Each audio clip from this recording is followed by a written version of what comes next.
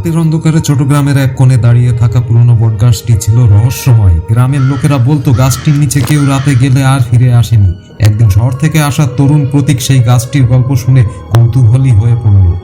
স্থানীয়দের নিষেধ সত্ত্বেও রাতের বেলায় সেই গাছটির কাছে পৌঁছালো। গাছটির শেকড় থেকে অদ্ভুত শব্দ শোনা যাচ্ছিল, যেন কারো কান্না।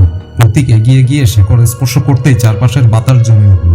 মুহূর্তেই তার সামনে এক সাদা ছায়ামূর্তি আবির্ভূত হলো। মূর্তিটি বলল, আমার নাম প্রিয়া। এই গাছের নিচে একসময় আমাকে নির্মমভাবে হত্যা করা হয়েছিল। আমার আত্মা মুক্তি পেতে চায়। তুমি কি সাহায্য করবে? প্রতীক ভয়ে কাঁপছিল, কিন্তু সে সাহস করে বলল, কিভাবে সাহায্য করতে পারি? প্রিয়া তাকে বলল, গাছটি কেটে ফেলো, তবেই আমি মুক্ত হব। পরদিন সকালে প্রতীক স্থানীয় লোকজনকে নিয়ে গাছটি কাটার চেষ্টা করল, কিন্তু গাছটির কাঠ এত শক্ত ছিল যে কেউ তা কাটতে পারল না। রাত বাড়ার সঙ্গে সঙ্গে প্রতীকের বাড়িতে অদ্ভুত ঘটনা ঘটতে শুরু করলো। আশা করি গল্পটা আপনাদের ভালো লেগেছে। এরকম আরো গল্প শোনার জন্য চ্যানেলটিকে সাবস্ক্রাইব